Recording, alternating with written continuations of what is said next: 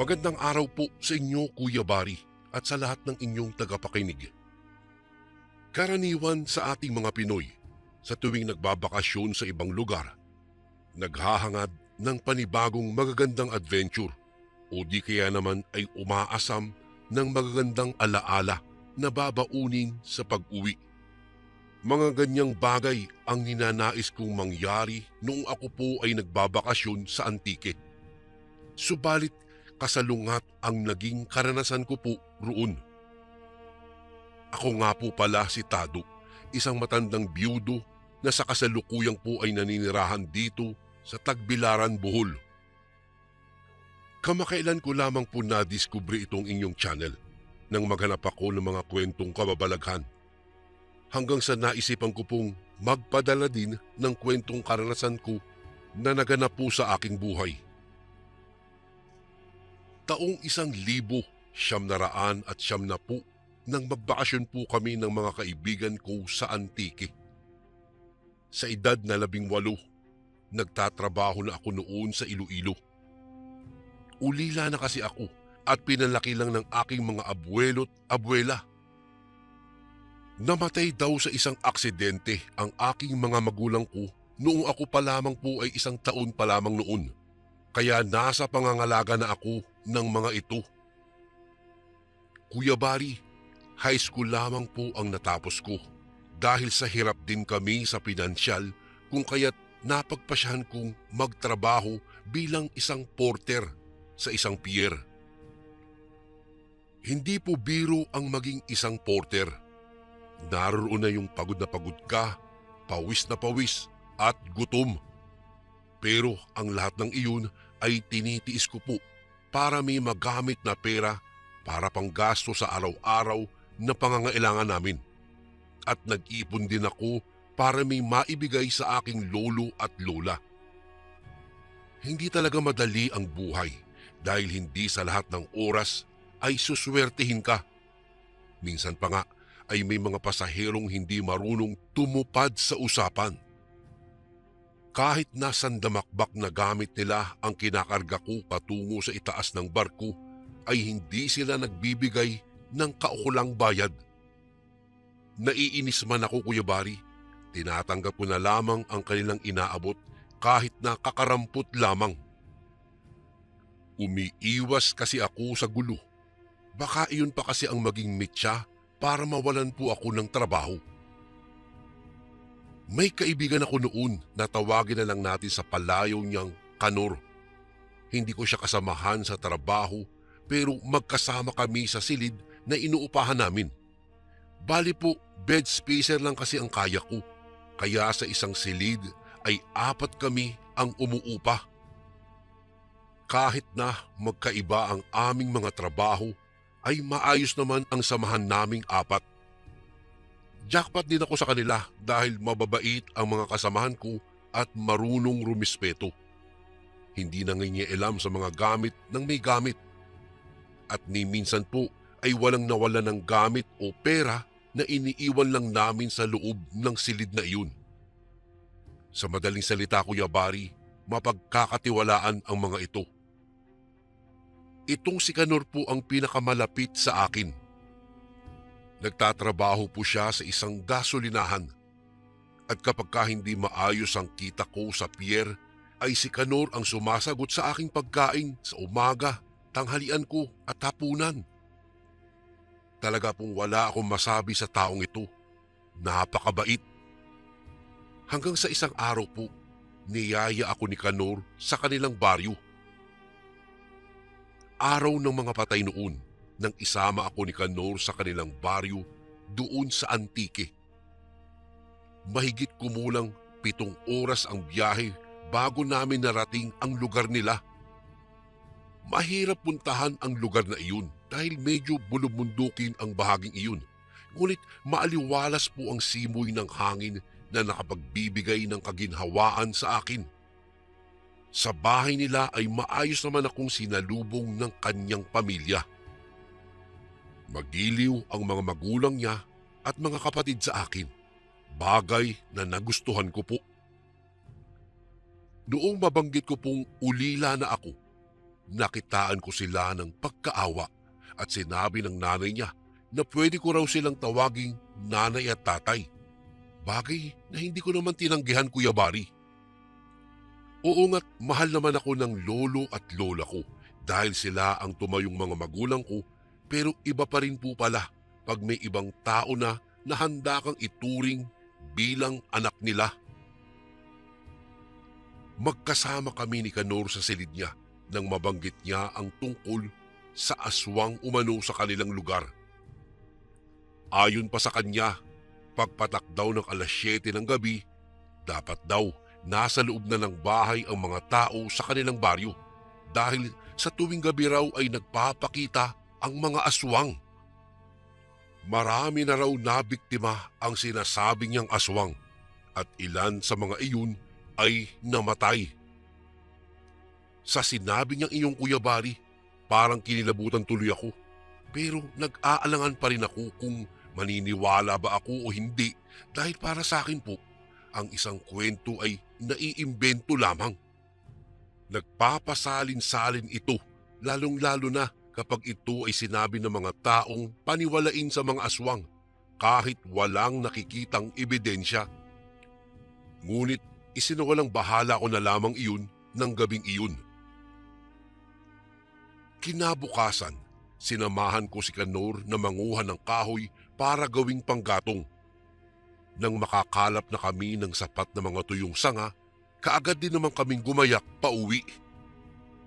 Akala ko didiretso na kami uwi, pero dinala ako ni Kanor sa isang kubo na pagmamay-ari nila na napapaligiran ng mga puno ng niyog at doon nanguha siya ng buko na magana naming nilantakan. Noong nasa kasarapan na kami ng pagkain at pag-inom ng tubig, nang mayroong kaming marinig na sigaw ng isang babaeng tinatahak ang direksyon tungo sa kinaroroonan namin. "Uy, Kanor, kailan ka pa dumating?" Tanong nito nang makalapit na sa akin naman nakatingin. Sinagot naman siya ni Kanor at ipinakilala niya kami sa isa't isa. Kamusta, Tado? Ako nga pala si Ligaya." Anya, sabay lahad ng kanyang palad at kinamayan ko naman. Si Ligaya, Kuya Bari, ay kababata ni Kanor. Maganda siya, palangiti at mukha namang mabait. Nang araw ding iyon, matapos naming makauwi ng bahay kasama si Ligaya, ay nagtungo naman kami sa sementeryo para magsindi ng mga kandila sa mga yumao nilang mga kamag-anak. Naglibot-libot kami sa loob ng sementeryo nang biglang bumuhos ang malakas na ulan. Kaya naman dali-dali kami naghanap ng masisilungan. Hindi namin namalaya ng oras gawa ng itinagal ng ulan na iyon. Akala namin ang kulimlim ng paligid ay sanhi lamang ng pag-ulan, ngunit nagbabadya na pala iyon sa pagsapit ng dapit hapon. Hala, kailangan na natin umuwi. Mukhang tayo na lamang ang nandito Naku, mahirap ng gabihin tayo dito sa daan at baka makasalubong natin yung bagat.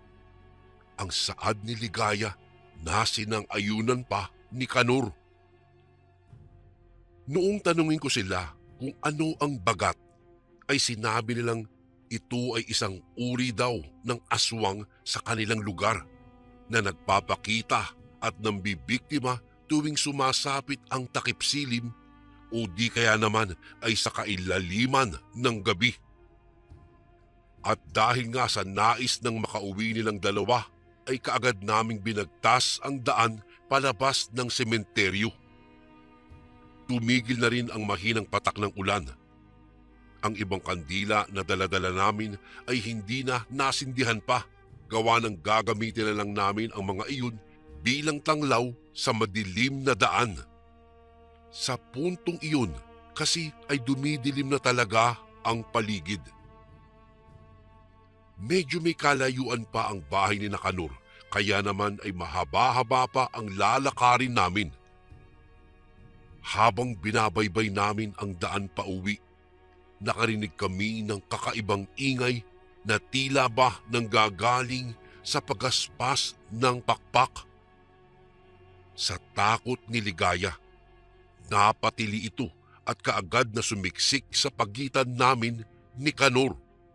"Uy, matatakotin ka naman pala masyado," sabi ko sa kanya dahil sa medyo hirap na ako sa paghakbang dala ng pagkapit niya sa braso ko ng mahigpit. Kasi nasa baragatan na kasi tayo eh," tugon ni Ligaya sa nanginginig na boses. Napakunot naman ang aking noo at tinanong ko siya kung ano ang baragatan dahil hindi ko naman alam ang ibig sabihin nun. Baragatan, lugar na kung saan ay madalas na nagpapakita ang bagat." Anya na nanlalamig na. Ramdam ko kasi iyon sa kamay niyang nakakapit pa rin sa braso ko. Hanggang sa narinig ko na lamang na sinabi ni Kanor, "Pagkabilang ko ng 3 sabay-sabay tayong tumakbo. 1, 2, 3. Tumakbo na nga sila at ako'y naiwang mag-isa. Nagulat na lang ako at nagtaka. Hindi ko na lamang sila hinabol pa kasi isa lang naman ang daanan patungo sa bahay nila Kanor. Kaya alam kong hindi ako maliligaw. Pasipol-sipol pa ako habang naglalakad nang makarinig akong muli ng pagaspas ng pakpak. Noong lingunin ko kung saan nagmumula ang tunog ay wala naman akong nakita na kahit ano sa paligid. Bigla na lamang huminto ang pagaspas at nakarinig ako ng parang mga kaluskos mula sa likuran ko. Pero sa tuwing lilingunin ko naman iyon, wala naman akong nakikitang sumusunod. Pinilit ko na lamang na huwag pansinin ang pakiramdam kong iyon at nagpatuloy na lamang ako sa aking paglalakad. Nakarinig na rin ako ng mga huni ng kulisap sa dinadaanan ko. Hindi ko na rin matanaw pa ang dalawa. Abay, ang bibilis pala nilang tumakbo. Kahit madilim na, medyo maliwanag naman dahil litaw na litaw ang malaking buwan, kaya madali ko pa rin makikita kung may ibang tao sa paligid ko. Nang walang ano-ano'y mula sa aking kinaroroonan, parang may isang bulto akong natatanaw mula sa di kalayuan. Noong una, inakala kong anino lamang iyon ng isang puno dahil parang may sanga-sanga ang hugis nito. Dire-diretso lang akong naglakad pero habang papalapit ako ng papalapit ay unti-unting lumilinaw sa aking paningin ang tunay na hitsura ng bultong iyon. Natigilan ako at nanlaki ang aking mga mata nang tuluyan ng tumambad sa aking paningin ang anyo na inakala kong anino ng puno. Isa pala iyong matandang babae pero nakakatakot ang kanyang hitsura. Nakatayo sa aking daraanan na parabang sadyang nag-aabang ito sa akin. Nagtatayuan ang mga buhok nitong tila mga maninipis na sanga ng puno sa tigas. May mahahabang mga braso't malalaking mga kamay. Hindi ko mapigilang panayuan ng mga balahibo sa buong katawan nang tumawa iyon ng matinis na katulad ng isang buruka habang nanlalaki ang dilat na dilat nitong mga mata. Pinilit ko pa rin kumilos kahit pa tila naninigas na ang aking mga tuhod dahil sa kaba at takot. Kuya Bari, unti-unti akong umatras at humanda na sa pagtakbo nang magawa kong igalaw na ang aking mga paa. Ngunit hindi pa man ako gaanong nakakalayo. Biglang tumalon ito sa aking harapan na ikinagulat ko naman ng husto. Dahil doon, napamulagat ang mga mata ko at nawala ng balanse dahilan para mapabagsak ako ng paupo sa nagpuputik na lupa. Sa sobrang kilabot at takot ay wala nang lumabas na salita mula sa aking bibig. Binalot talaga ako noon ng kaba, Kuya Bari. Hindi ko maipaliwanag ang kabang nararamdaman ko nang nagawa pa nitong lumapit sa akin at itinapat ang nakakatakot niyang mukha sa aking mukha. Lalo akong hindi makapagsalita sa labis na pangangatog ng buo kong katawan. Sindak na sindak ako nang inilabas niyang bigla ang mahaba niyang dila para dila-dilaan ang aking mukha. Napakabaho po ng laway nito na para bang nabubulok na karne. Dahil sa magkahalong takot at pandidiri, kahit papaano po, nagawa kong maitulak ang mukha ng halimaw na matandang iyon at mabilis na akong tumayo. Nagtatakbo ako ng mabilis sa abot ng aking makakaya hanggang sa hindi ko na narinig ang malakas na pagtawa nito. Ang buong akala ko ay nilubayan na ako ng halimaw na matandang itong humahabol sa akin, kaya huminto muna ako sa aking pagtakbo. Hingal na hingal at nanginginig ang mga kalamnan na napatukod ako sa aking mga tuhod. Hihinga na sana ako ng maluwag nang maramdaman kong biglang may kumalabit sa akin. Biglang napadilat ang aking mga mata sa isiping ang halimaw na matanda iyon.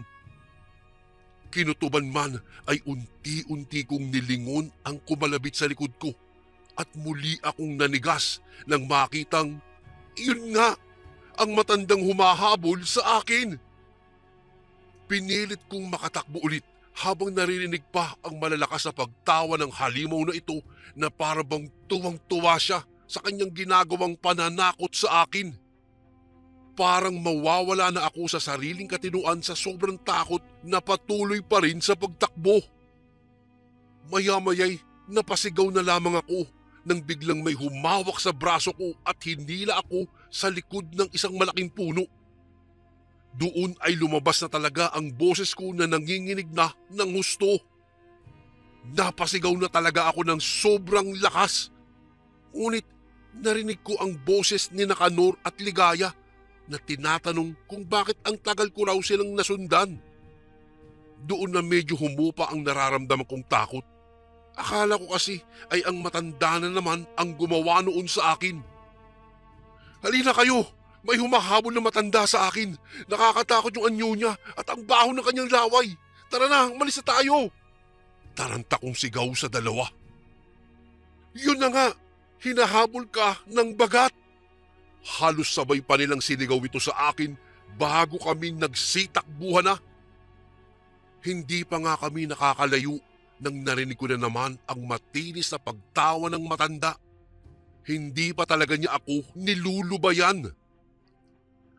Ngunit bigla na lamang nawala ang kaluskos at ang matinis nitong boses nang tumili ng tumili si Ligaya. Nagsisigaw din si Kanor. Kilala kita! Kung ayaw mong magtungo kami sa inyo bukas, lubayan mo na kami, aswang nabagat ka! Walang lingon-lingon kami sa pagtakbo hanggang sa narating namin ang bahay ni Kanor. Hingal at pawisan kami na pumasok kaagad sa loob ng bahay. Ayon pa sa tatay ni Kanor, doon daw sa lugar na tinatawag nilang Baragatan ay karaniwan nang nagpapakita ang aswang na bagat. Marami na raw nabiktima ang bagat doon pero hindi naman ito nananakit. Tanging pananakot lamang ang ginagawa nito sa mga napipiling biktima. Kaso nga lang, gawa ng ang iba ay may sakit sa puso kaya minsan ay may namamatay talaga. Hindi dahil sa kinakain ng bagat kung hindi dahil inaatake sa puso ang mga ito sanhi ng matinding takot. Mas mainam daw na kapag lumapit sa iyo ang isang bagat, kaagad mong hawakan ang malaki nitong kamay at kagatin ito sa hintuturo o di kaya ay gayahin ang ginawa ni Kanor. Isigaw mong kilala mo siya at babalikan pagsapit ng umaga nang sa ganoon ay lubayan ka nito. Nanginginig kaming tatlo at wala nang nakapagsalita pa. Ngunit nang gabing ding iyon, nagpahatid si Ligaya sa kanila. Hindi raw siya pwedeng magpalipas ng gabi kina Kanor dahil tiyak na mapapagalitan daw siya ng kanyang nanay at tatay. Kaya kahit hindi pa ako nakakabawi sa matinding takot at kaba dulot ng bagat na iyon, ay wala din naman akong nagawa kung hindi ang samahan si Kanor na ihatid itong si Ligaya sa kanila. Sa puntong iyon, may daladala na kaming tig-isang flashlight ni Kanor. May nakasukbit din sa baywang namin na itak. Nasa unahan si Kanor. Nasa gitna si Ligaya at ako naman ay nasa hulihan habang tinatahak namin ang mahamog at makitid na daan patungo sa bahay ni Ligaya. Maagap kong tiningnan ng maigi ang paligid ng nilalakaran namin sa tuwing nakakarinig ako ng mga pagkaluskos. Nakahanda naman ang mga kamay ko na bumunot ng itak kung sakali mang may bagat na namang magpakita. Sabi nga ng tatay ni Kanor, takot din daw kasi ang bagat sa itak. Sa awa naman ng Diyos, naihatid namin si Ligaya sa kanila nang walang nangyaring masama. Ngunit napagsabihan din kami ng tatay niya na huwag nang ulitin pa ang magpagabi dahil nga sa baka makaengkwentro daw namin ang nilalang na hindi kaaya-aya. Habang nasa daan na kami, ay medyo kampante na kami ni Kanor. Anya, wala daw napabalitang may inabangan ang bagat na aswang na iyon sa daan na tinatahak namin. Kaya nakasisiguro siyang hindi kami tatakutin ng bagat doon. Ngunit pagkasabi niya ay biglang umihip ang malakas na hangin. Nakaamoy din kami ng amoy ng sinindihang kandila. Nagdulot iyon ng kilabot sa aming dalawa. Binilisan namin ang paglalakad, pero sa unahan ng daang tinatahak namin ay may napansin kaming isang bagay na nakalutang. Halos sabay pa kami na napaatras ni Kanor nang mapagtanto naming tila at taol ang bagay na iyon. Isang hagigik naman ang narinig namin na nagmula sa kung saan. Kanor, bakit may ataol dyan? Saad ko na natataranta sabay turo sa bagay na iyon.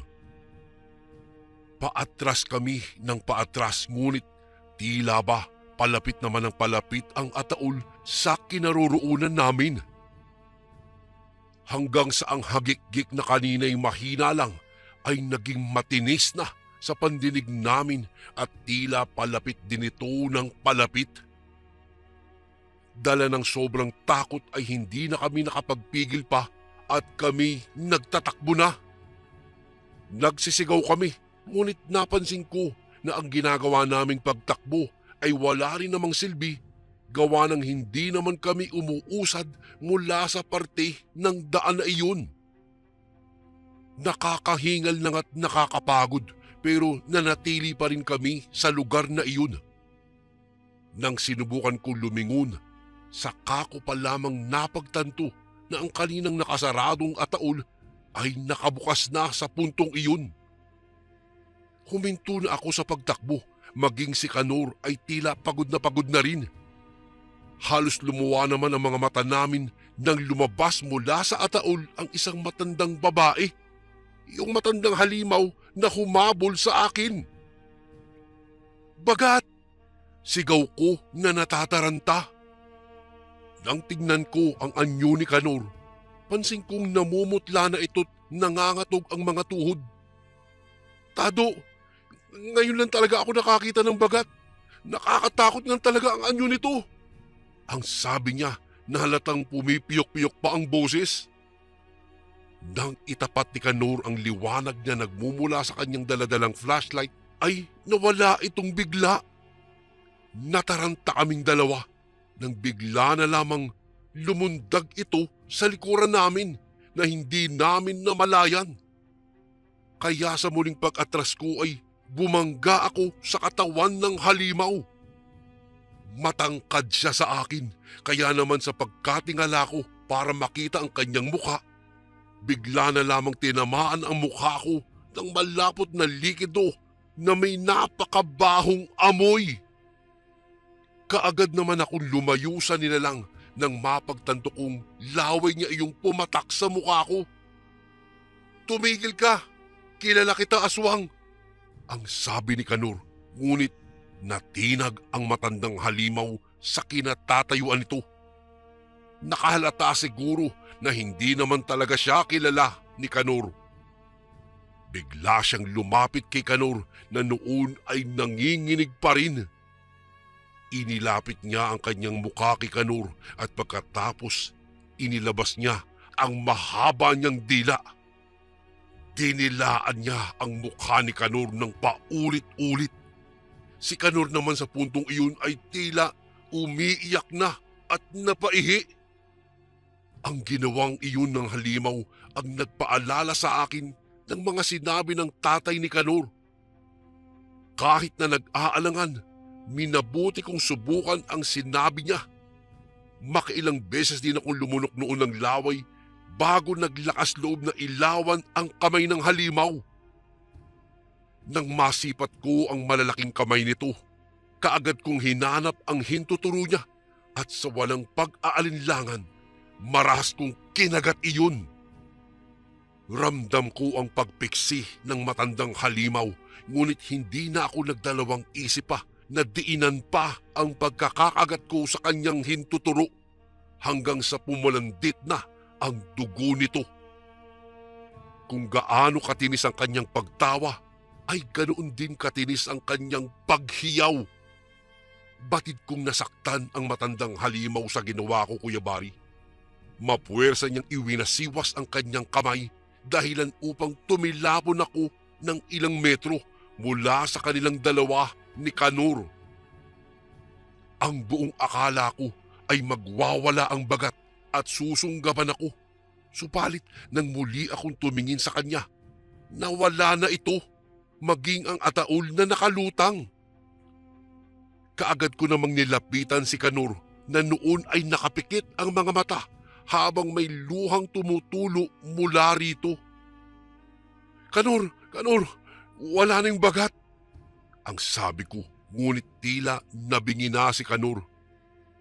Hindi niya ako binigyang pansin at ipinagpatuloy lamang ang pag-iyak na hindi man lang binubuksan ang kanyang mga mata. Makailang beses ko ding niyugyug ng paulit-ulit, ngunit nanatili lamang siya sa ganoong ayos. Nang mga oras na iyon, Kuya Bari, hindi ko na alam kung ano pa ang gagawin ko sa kanya. Naisip ko na ring sampalin siya pero nangibabaw ang awa ko sa kanya. Ayaw ko naman siyang saktan. Mabuti na lamang at may mga tanod noon na nagro-ronda. Sa tulong nila, nakabalik din sa wisyo si Kanor, ngunit hindi pa rin maalis-alis sa kanya ang pangangatog ng kanyang mga tuhod. Habang tinatahak na namin ang daan pa uwi kasama ng mga tanod, ay laging lumilingon-lingon pa si Kanor. Hindi siya mapakali. Inihatid kami ng mga tanod sa bahay, Kuya Bari, dahil sa naikwento ko sa kanila ang tungkol sa mga nangyari sa amin ni Kanor.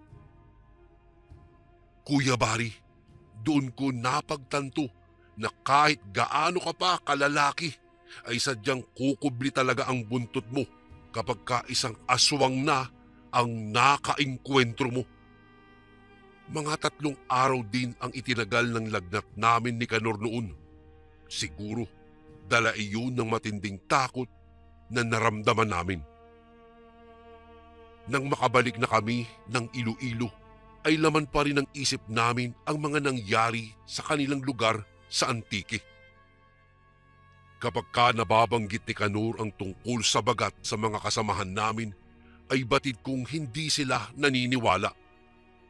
Pero para sa akin po, Kuya Bari, na mismong nakakita sa aswang na bagat ay nangingilabot sa tuwing iyon ang topic namin. Mga ilang buwan din ang lumipas nang umuwi muli si Kanor ng Antique para maghatid ng kanyang mga naipong sahod sa kanyang mga magulang. Ayon pa sa kanya, hindi na raw nagparamdam pa ang bagat sa kahit na sino sa kanilang lugar. Ang baragatan daw na daan ay hindi na iniiwasan na ng mga tao doon. Sa tingin niya, baka raw tumigil na ang bagat sa pananakot dahil nga sa nakatikim na ito ng kagat ng isang tao. Ang haka-haka naman ng iba, baka daw naghanap na ng ibang lugar na pagkukublihan ang aswang na bagat. Doon na rin daw siguro ito mananakot ng mga tao na naglalakad sa hindi mataong lugar o daan sa gitna ng gabi. Nang mag-asawa na ako, hindi na kami nagkaroon pa ng komunikasyon ni Kanor. Hindi na rin ako nakadalaw pa sa kanila sa Antique. Ngunit ang mga naganap doon noong ako'y nagbabakasyon ay sariwang-sariwa pa rin sa alaala ko magpahanggang ngayon, Kuya Bari. Ang inakala kong bakasyon na makapagbibigay sa akin ng lubos na kasiyahan ay nagdulot pa ng karanasang hinding-hindi ko malilimutan, na minsan ay nakakita at nakaengkwentro ako ng isang aswang na kung tawagin sa kanilang lugar na bagat. Karanasang nagbigay sa akin ng ebidensyang may mga aswang nga at nakita ko iyon noong ako'y nagbakasyon sa Antique. Dito ko na po tatapusin ang aking kwento, Kuya Bari. Maraming salamat po sa paglaan ng oras upang maisatinig itong aking karanasan. Kuya Bari, God bless po and more power po sa inyong channel. Salamat po sa lahat ng nakinig ngayon.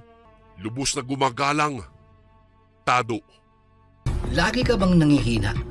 Pakakulam o palipad hangin na yan. Ito ang mga signs. Una, mabilis kang mapagod kahit kakagising mo lang. Pangalawa, bigla kang lalamigin o nilalamig o pinagpapawisan kahit hindi naman mainit. Pangatlo, parang may gumagapang na lamig sa likod o dyan sa batok mo. Pang-apat, sumasakit ang ulo o tiyan pero normal naman ang check-up. At ang panglima, pakiramdam mo ay parang may kumukuha ng lakas mo araw-araw. Kaya marami sa amin ang kumuha ng Kaligon bracelet bilang personal na panangga. Ang Kaligon bracelet ay espiritual na panangga laban mo sa kulam, barang, tigalpo, palipad hangin, usog at lahat ng anyo ng sumpa. Kasama na dito, kapatid, ang rebuelta o ang pagbabalik ng sumpa sa nagpadala nito. Kargado din ito ng mga Latin na dasal mula sa ating mga kaibigang manggagamot at antingero. Simple lang kasundo, isuot mo lang ito. Malaki ang tulong nito, lalong-lalo na kung madalas kang manghina. Nasa baba ang yellow basket. Kung hindi mo makita, isearch mo lang sa Lagbantay Kaligon Bracelet.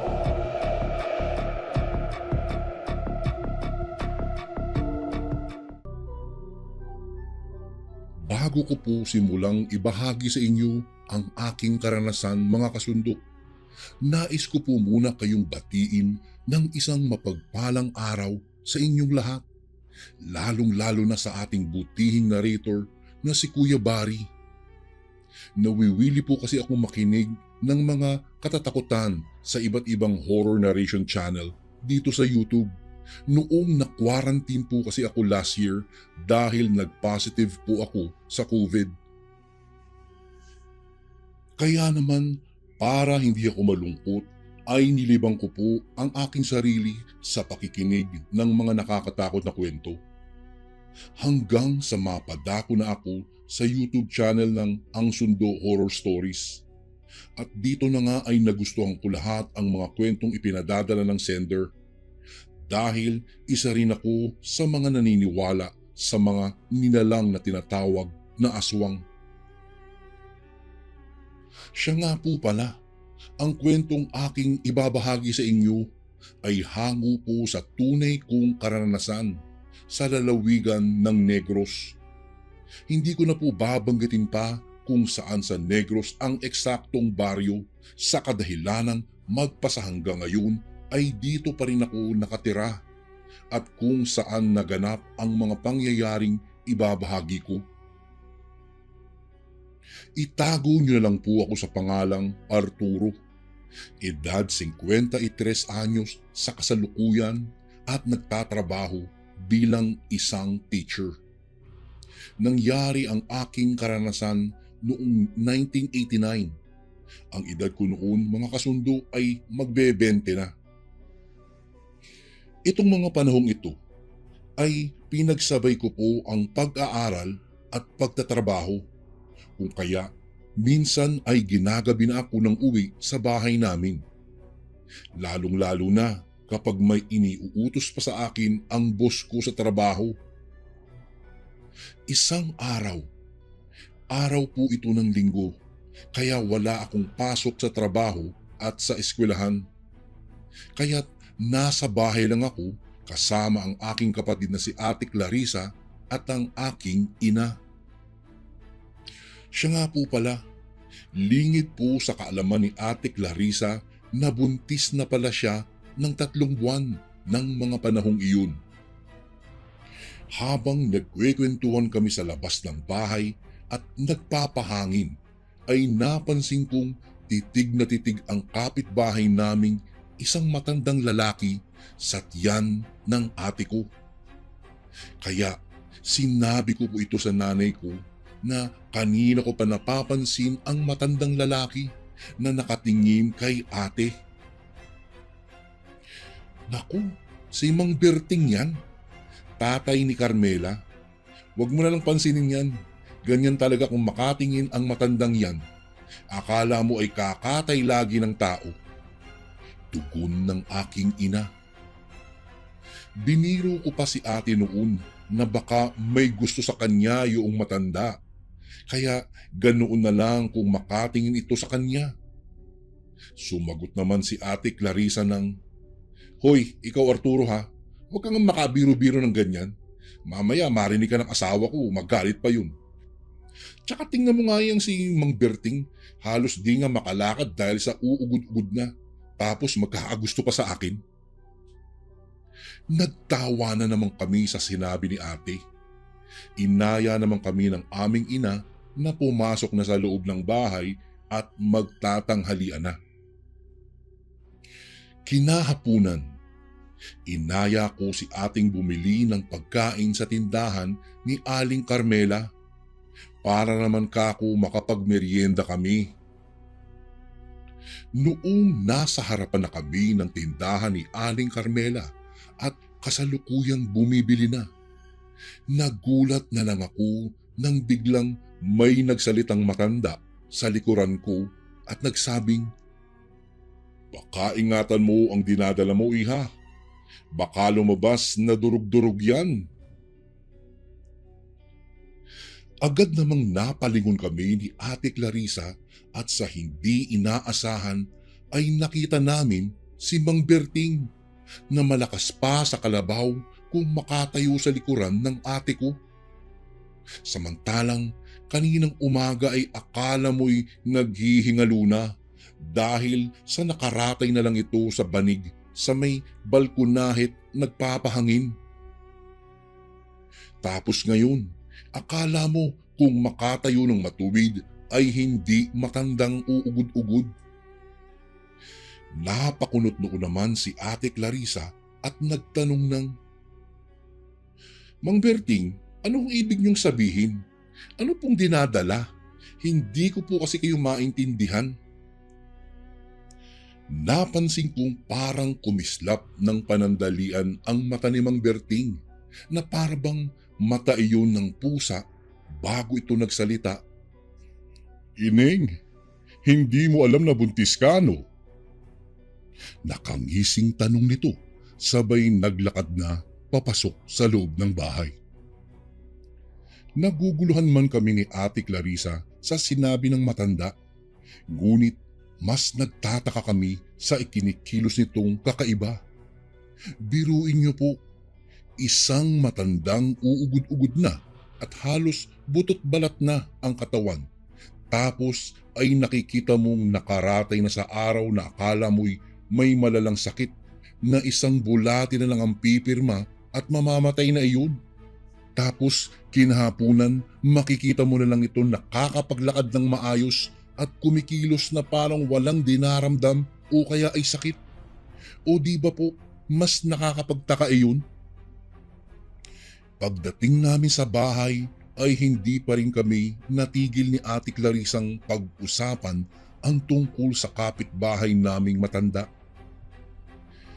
Hindi kaya ating may matinding lihim yung kapitbahay natin? Tanong ko dito. Hindi naman sumagot si ate sa sinabi ko. Sa halip ay nag-isip ito kung kailan siya huling dinatnan ng buwanang dalaw. At noong nakapag-isip-isip na siya, ay doon na lang niya napagtanto at nakumpirmang 3 buwan na pala siyang hindi dinadatnan ng buwanang dalaw. So ang ibig sabihin lang yan, buntis ka ate. Bulalas ko sa kanya. Tuwang-tuwa namang kaming dalawa dahil sa matagal nang inaasam-asam nilang mag-asawa na magkaroon sila ng anak. Teka. Papaanong nalaman ni Mang Berting na buntis ako? Tanong ni Clarissa. Napaisip naman ako, papaano nga ba nalaman ni Mang Berting na buntis ang kapatid ko? Maski nga si ate, hindi niya namalayang nagbubuntis na pala siya. Kung hindi lang sinabi ng matanda, ay hindi pa niya ito namalayan. Ay nako, hayaan mo na yan ate. Baka nagkataon lang na nahula nito ni Mang Berting. O kaya aswang si Mang Berting at naamoy niya ang batang nasa sinapupunan mo. Naku ate, mag-ingat ka sa matandang iyon. Huwag na huwag kang lalabas ng bahay kapag gabi na. Bulalas na wika ko sa kanya. Isang araw, maghahating gabi na ako nang makauwi sa bahay namin. Dahil sa may trabaho pa akong tinapos. At may project pa ako sa school na ginawa sa bahay ng kaklase ko. Kaya inabot na ako ng hating gabi. Habang naglalakad ako sa daanan papunta sa bahay namin, may naaninagan akong isang tao sa labas ng bahay na sumisilip-silip sa butas ng bintana namin. Noong unay, pinagmamasdan ko lang ang taong nasa labas ng bahay. Ang buong akala ko kasi ay magnanakaw. Ngunit nang matitigan ko na ng maigi ang taong nasa labas, bigla akong ginapangan ng kilabot sa katawan. Sa kadahilanang kitang-kita ng dalawa kong mga mata na hindi tao ang nasa labas ng bahay namin, kundi para itong bayawak na nakadikit sa dingding namin habang naghahanap ng butas na mapapasukan.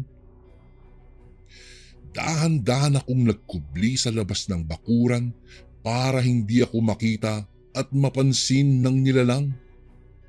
Nakita ko pa nga itong nagpapalinga-linga na para bang may nararamdamang tao. Tapos ay gagapang na naman ito at maghahanap ng butas na mapapasukan. Nakakaamoy na ako ng sobrang baho sa paligid na animoy amoy nabubulok at patay na para bang nagpasabog ng napakabahong amoy ang nilalang na nagmula sa katawan nito. Pulang-pula naman ang mga mata nitong nagbabaga sa dilim at wasak ang malaking bunganga nitong nanlilimahid ng malalapot na laway. Sa sobrang takot ko ay sumigaw na ako ng sumigaw sa mga kapitbahay namin. Mga kapitbahay, tulungan niyo ako, may aswang. May aswang dito sa bahay namin. Malakas na sigaw ko at tumakbo ko sa malapit sa bahay namin. Tapos ay kinatok ko ito ng kinatok. Hindi naman nagtagal ay binuksan ng may-ari ng bahay ang pintuan. Kaya sinabi ko sa mga itong may aswang sa labas ng bahay at inaaswang ang ate kong buntis. Agad namang lumabas ang padre di pamilya habang may bitbit itong itak at sinamahan ako nitong makabalik sa aming bahay. Noong malapit na kami sa bahay ay nakita ng kapitbahay naming ang aswang na nag-anyong bayawak na. Mabilis na hinabol iyon ng kapitbahay namin, ngunit sa kasamaang palad ay nasugatan lang ng kapitbahay namin sa braso ang aswang bago tuluyang nakatakas. Kinato ko naman ang pintuan ng bahay namin. Ate, buksan mo itong pintuan. Si Arturo ito. Agad na binuksan ng kapatid ko ang pintuan habang umiiyak siya. Dahil sa siya lang pala ang mag-isang naiwan sa bahay namin. Sa kadahilanang nasa kabilang baryo pala ang aming mga magulang at ang kanyang asawa naman ay nag-overtime daw sa trabaho. Binili na naman kami ng kapitbahay naming si Mang Boyet na isarang mabuti ang pintuan. At kung sakaling bumalik pa ang aswang, ay huwag kaming magdalawang isip na tawagin siya. Kinabukasan, nabalitaan na lang naming maaga daw inihatid ni Aling Carmela si Mang Berting doon sa bahay ng kapatid niya. Dahil ayon umano sa kanya ay nagkasak daw ito dahil sa sugat na iniinda ng matanda at doon na raw muna mamamalagi at magpapagaling ang matanda. Doon ay nabuo sa isipan kong si Mang Berting talaga ang aswang. Dahil kung hindi siya, bakit nagkukumahog na ihatid ni Aling Carmela ng madaling araw ang tatay nito? Idagdag mo pa na may nakakitang kapitbahay naming may sugat umano daw si Mang Berting sa braso. Magmula po nang mawala ang matandang kapitbahay namin, ay wala na ang mga kababalaghang nangyari sa baryo namin. At hindi nga kalaunan ay ipinanganak na ng ate ko ang kanilang junior. Hanggang dito na lang po ang aking kwento, mga kasundo. Maraming salamat po, Kuya Bari. Gumagalang, Arturo. Lagi ka bang nangihina? Pakakulam o palipad hangin na yan? Ito ang mga signs. Una, mabilis kang mapagod kahit kakagising mo lang. Pangalawa, bigla kang lalamigin o nilalamig o pinagpapawisan kahit hindi naman mainit. Pangatlo, parang may gumagapang na lamig sa likod o dyan sa batok mo. Pang-apat, sumasakit ang ulo o tiyan pero normal naman ang check-up. At ang panglima, pakiramdam mo ay parang may kumukuha ng lakas mo araw-araw. Kaya marami sa amin ang kumuha ng Kaligon bracelet bilang personal na panangga. Ang Kaligon bracelet ay espiritual na panangga laban mo sa kulam, barang, tigalpo, palipad hangin, usog at lahat ng anyo ng sumpa. Kasama na dito, kapatid, ang rebuelta o ang pagbabalik ng sumpa sa nagpadala nito. Kargado din ito ng mga Latin na dasal mula sa ating mga kaibigang manggagamot at antingero. Simple lang, kasundo, isuot mo lang ito.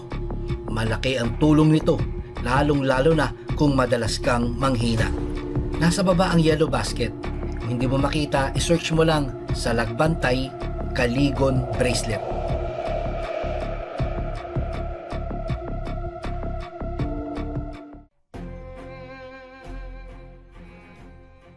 And again, maraming salamat po, mga kasundo. Don't forget to subscribe and i-click nyo lang po yung bell na button para updated po kayo sa mga upcoming videos namin na paparating. Maraming salamat po ulit. God bless and ingat po lagi dyan.